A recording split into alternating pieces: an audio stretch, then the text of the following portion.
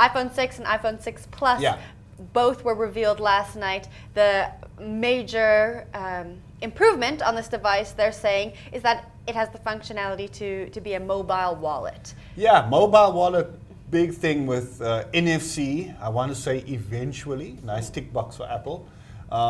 They have launched, though, with a number of partners. They're all US partners, so I don't know how that will fare in South Africa. But what I hope will happen is that it will jumpstart the move toward mobile wallets. But let me say this. I think your mobile wallet needs to be an actual wallet. So I don't just want my credit card, my debit card linked to a mobile wallet.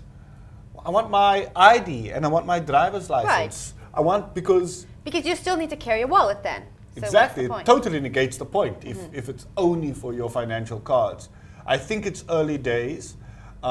Previous iPhone owners might feel a bit slighted, you know, if you just bought your iPhone 5S or 5C, or you still have the iPhone 5 or earlier models, you immediately out of the game. And so, yeah, how many people in South Africa will have the latest iPhone in order to use that functionality? How many vendors will support it? These are challenges, you know, when you're rolling out this kind of technology. Yeah. Now, mobile wallet aside, how does the iPhone 6 and iPhone 6 Plus, how do these two devices compare with some of the newer devices we already see on the market? That we've had in the studio, right? Yeah, exactly. Yeah. For the first time, I'm hesitant to say this because we probably get some hate mail for this, but it kind of looks like Apple is playing catch up, you know? Yeah. The iSight camera, well done, 8 megapixel, when already at the flagship level we at 20 megapixel with the Sony, we at 40 megapixel with Nokia, and with other devices we at 13 and 15 megapixel, 16 megapixel. So still 8 megapixel, I'm not overwhelmed. The aperture on that camera is only 2.2. Whereas with other devices, they're already down as low as 1.9. So I'm kind of thinking, I don't know, it kind of feels like Apple is playing catch up. They went with a bigger phone because everybody else has a bigger phone, and the iPhone was starting to look dated. Yeah. But I don't think, that they've done enough, because if you have the extra real estate, bigger screen, and you still only have little icon dots. Then what's the point? Yeah. Well, you said it better than I did. Maybe it's time that Apple considered using some of the Android ideas, like widgets, for example, that we could serve content on that home screen rather than just have icons that you have to press every single time to engage with your device. So, NFC, again, great little technology, but it's still, it's 2 years, 3 years old.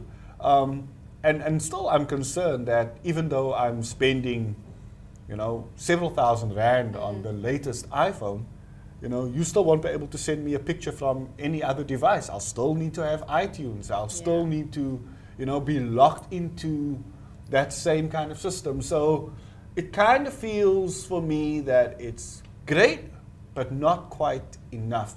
Even though, let me say this, they still will sell millions. But it doesn't seem like that way of operating is really going to work for South Africans. Yeah, that I agree with you.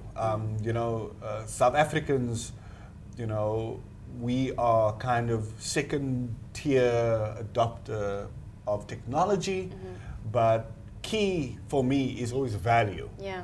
And I don't look at the brand. We try to look at what value are you getting for your money, and it's going to be quite a bit of money.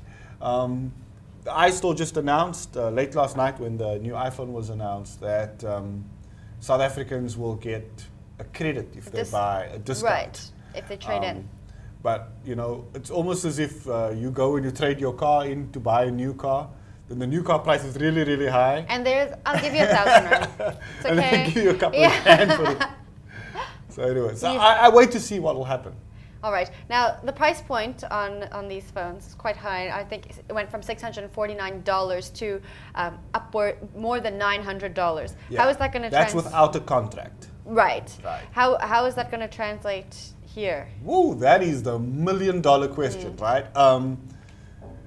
It's not accurate, I've discovered from experience, to just take it as a simple exchange rate conversion. There are lots of middlemen in the system.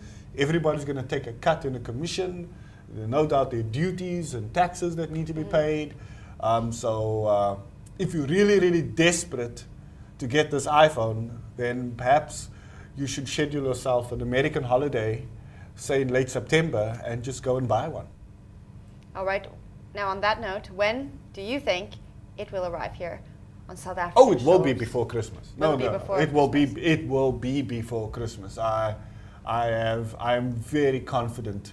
You know, everybody wants to be before that Christmas holiday season. I mean, Nokia made the mistake a couple of years ago, launching a device. I think it was in late January, and you know, you just don't pick up that sales momentum. So.